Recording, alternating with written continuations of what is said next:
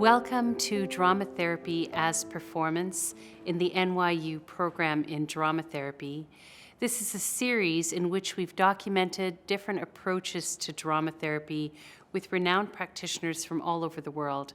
And this year we've been very fortunate to have with us Dr. Susana Pendzik from Tel Hai University, who's joined us on her sabbatical as a visiting scholar and has been working with us in our therapeutic theater course to offer students a chance to learn about autobiographical therapeutic performance. Drama therapy encompasses both process-oriented and presentational forms of therapy, or performance-oriented drama therapy, which we refer to as therapeutic theater. And therapeutic theater can take a number of different forms. So a group of people might work with a predetermined script that has some relevance to their lives and bring that story to the stage, or they might devise a collective performance together, or as you'll see in this work, they may work as individuals, supported perhaps by others in a group, to bring their own story to the stage in some way. So in the work that you're about to see, you will see three individuals who've chosen to work on their stories for this film. They were part of a larger group, a group of students who participated in a therapeutic theater course, and they elected to participate in this film in order to offer you a glimpse into autobiographical therapeutic performance. In drama therapy, usually the creative process guides the therapeutic progress. However, the special brand of drama therapy called therapeutic performance includes not only a process, but also the creation of a theatrical product. Autobiographic therapeutic performance, or ATP, belongs to this category. ATP is a time-limited intervention involving all the phases that lead to the production of an autobiographical performance, including the creation of the piece, the rehearsal phase, the performance event, and the post-performance integration process. All the elements pertaining to the performance, from script writing through aesthetic choices, technical effects, and audience invitation, are conceived with a therapeutic purpose in mind.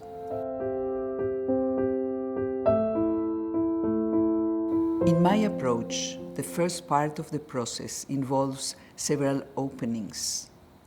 Participants are invited to review a variety of issues, revisit stages of their lives, and get in touch with context-related aspects such as ancestry or significant historical events connected to their autobiography.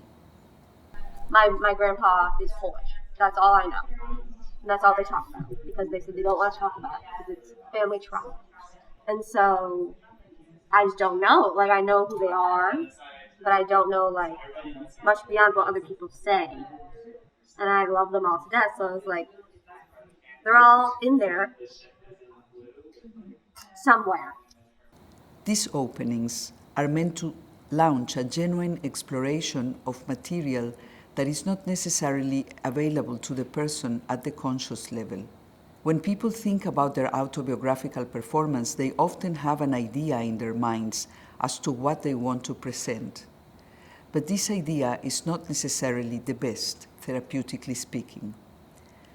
Sometimes it involves issues that have been dealt with numerous times and do not lead to therapeutic transformation. The openings may reveal contents that were not in their awareness, but are in need of healing. The openings thus help to sidetrack established patterns and defenses. Most meaningful things I found within this process was connecting to my heritage, which I never thought I would ever do. The second thing is classism within whiteness. That isn't, I don't want to say it isn't explored, but it's difficult to explore. And the third thing is how I feel I'm connected with all my other cohort members within some way of knowing thy complete self.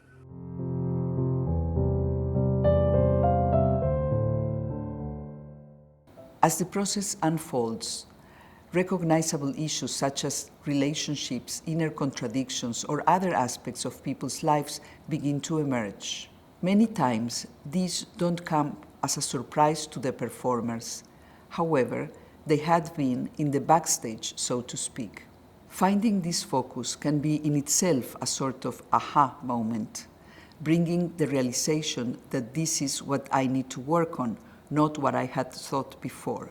I didn't realize how angry and not at peace with my disability I was until I got into this class, where I found myself having to work extra hard to understand and extra hard to do everything that everybody else seemed to be doing so easily.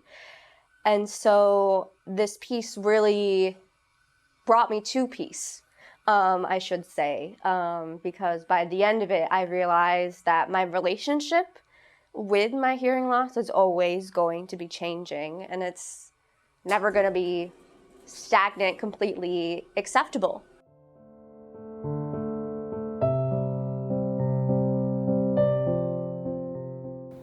In an ATP context, I use the metaphor of a midwife to describe the work of the drama therapist. That is, someone who is genuinely involved, committed, and close to the person giving birth, but who is not delivering their own baby. This is a central difference between facilitating an ATP and directing a theater piece. Like a midwife, on occasions the drama therapist is called to take a very active role in order to stimulate a course of action. Yet sometimes they may be required just to support the process or witness it. ATP is a therapeutic process as much as it is a performance, and the author is really the expert on his or her life. The work of the drama therapist may involve some coaching, directing, or role modeling. But there is also accompanying, witnessing, and allowing authors to find their own voice. You will never walk alone. You will never walk alone. In the model of ATP we did here, the group is also involved in midwifing. This is not only because they are studying to be drama therapists, but also because I believe that when done in a group context, the participants can benefit from being accompanied not only by the therapist, but also by their cohorts. Supporting and participating in other people's ATPs helps to establish a strong therapeutic alliance among group members. I just couldn't be there. I literally felt like I wanted to get out. I didn't want to continue with this anymore. I don't want to enter this process. I want to go. And the group that was around me physically held me, and I cried and cried and cried, and I spoke these words, I don't want to be here, and saying that out loud and being held by all these midwives that were around me at that moment. One went to get a tissue, one, saw my tears, one got wet from my tears.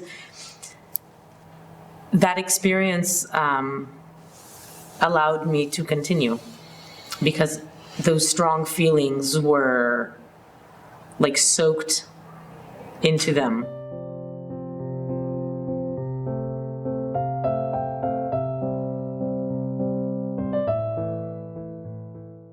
In a performance-oriented framework, the creative process invites aesthetic explorations that are at the same time therapeutic. A piece may begin as a realistic scene and become a puppet show. In drama therapy, artistic genres have therapeutic implications, as there is a constant dialogue between content and form that influences the aesthetic distance that a person experiences towards their feelings. There are no artistic limitations in terms of genre for an ATP. It can be anything from a dance movement piece to a stand-up comedy, storytelling, multimedia, and others.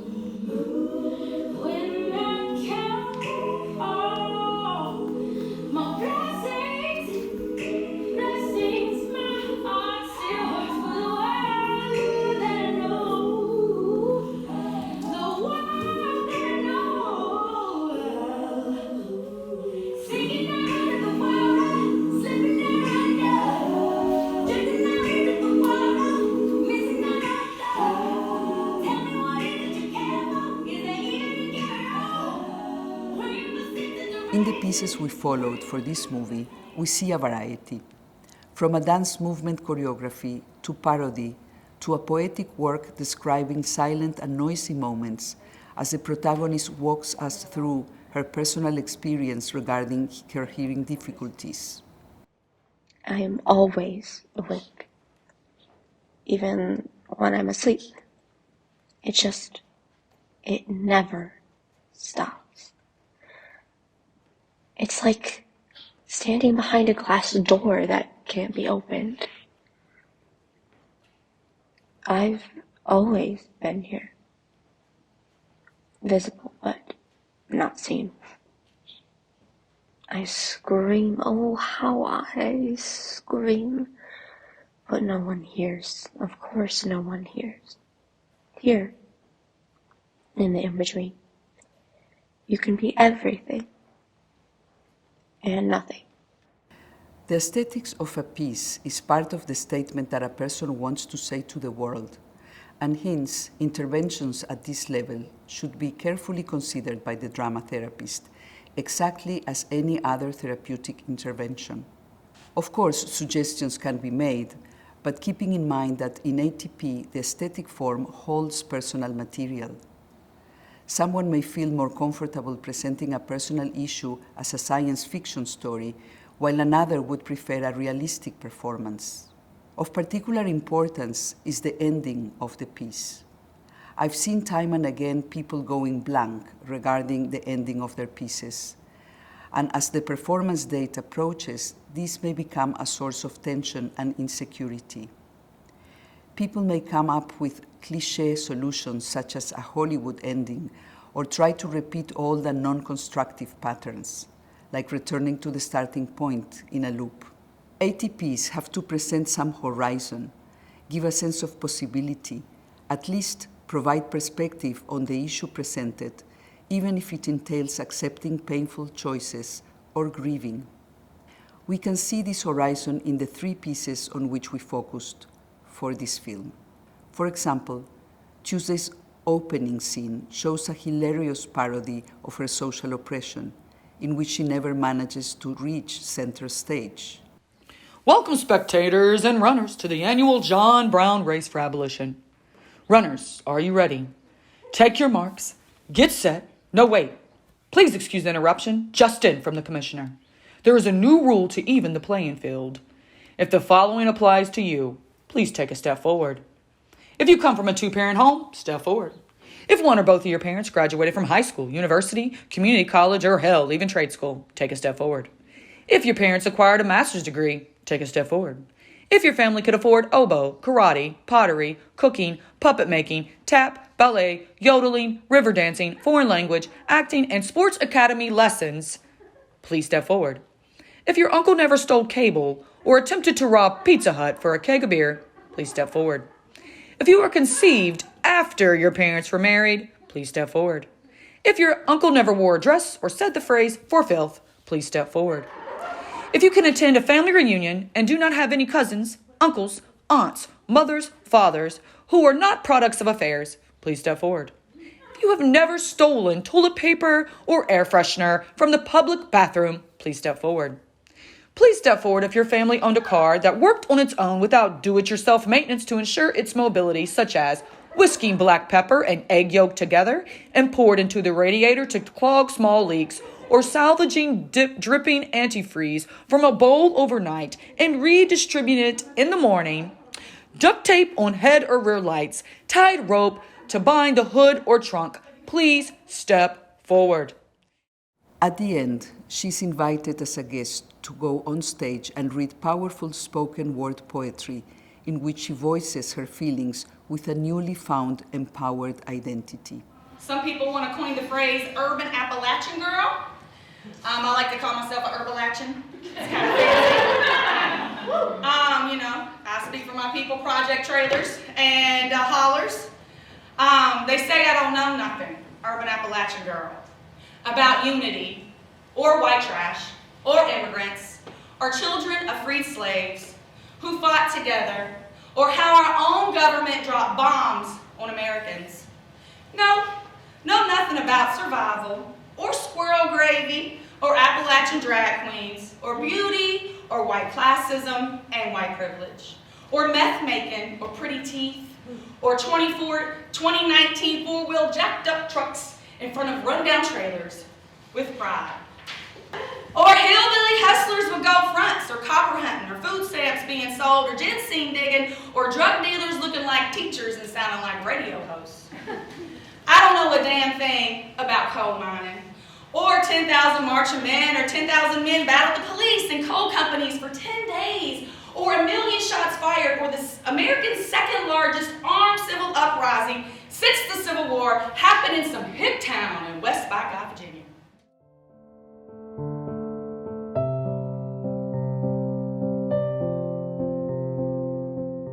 As the piece is rehearsed and technical staff requires performers to make concrete decisions, we enter the production phase. This is a bit like a pressure cooker. The production introduces a potent stressor in the process, and a lot of steam may go off. The production can become loud and messy. People's relationships seem to get charged. Irrational feelings may pop up. This requires extra care, openness, and an awareness that this phase of the journey is prone to elicit all kinds of toxic behaviors or to wake up monsters from the past. Navigating these waters may be challenging for everyone, as the conflict between process and product can take considerable dimensions in ATP.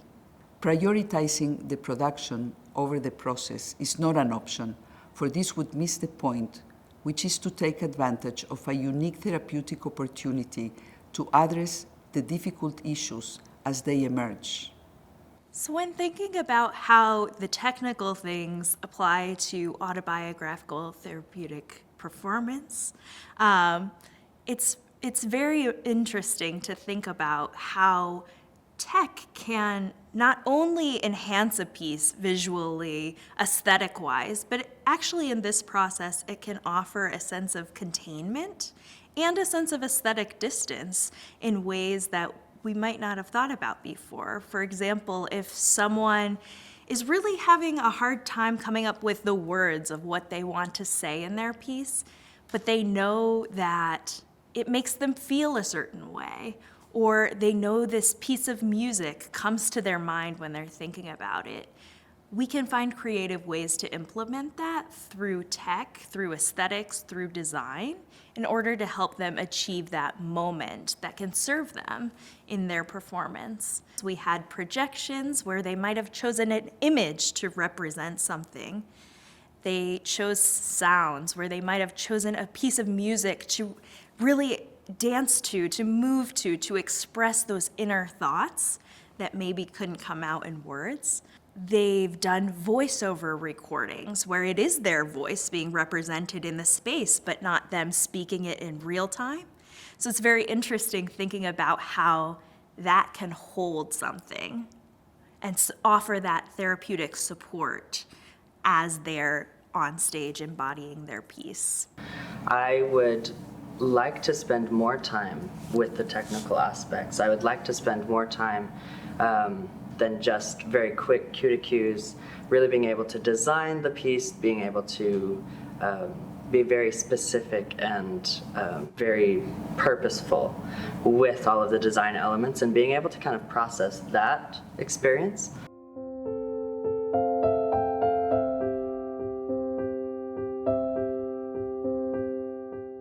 An ATP is a sort of ritual that involves making a personal statement in front of an audience. Parents make mistakes. Doris Walters. Parents make mistakes. Holding to their own. Thinking they're alone. Honor their mistakes. Everybody makes one another's terrible mistakes. Doctors can be right. Dollies can be good. I decide what's right. I decide what's good. Because this statement has been carefully chosen, polished through rehearsal and aesthetic means, there is a lot of investment vis-a-vis how it is received. In this sense, an ATP has the emotional intensity of a rite of passage. Furthermore, the audience of an ATP may comprise people from a close circle of the performers, relatives, or people whom they know from personal contexts. Sometimes, those in the audience may even be characters in their pieces. In therapeutic theater, and especially of the kind of the theater that we are doing here in autobiographical therapeutic theater, the audience is usually involved with the actors already. And that what we are asking from the audience is to witness.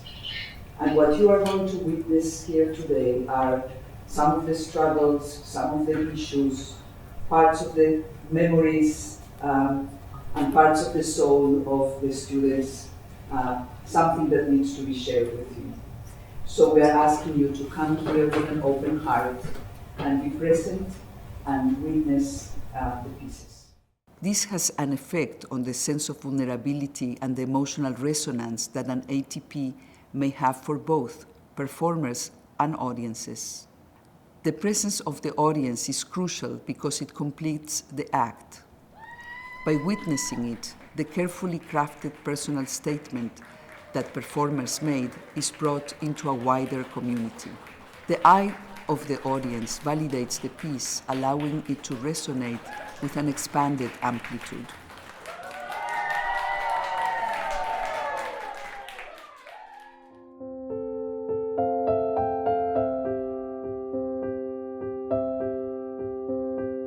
Just as it happens after giving birth, the aftermath of any performance may leave a person with a sense of emptiness. The intimacy and the heightened involvement with other people generated by the process and the performance event are an emotional peak that need to be channeled and integrated. Fear is the meaning of all the resistance that that a lot of people had. I know that I had is like this deep fear of being judged, being watched, being what people will think when you say this, like all these fears. So I wish there were more things, looking back on it in the beginning, to just talk about fear and how to cope with that before moving forward. For me, something that I would change is I would give myself a little bit more distance.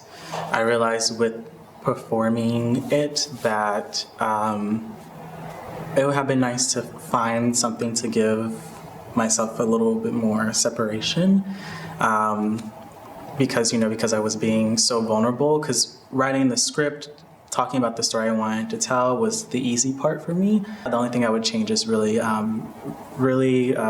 taking the time to focus on how I want to be presented.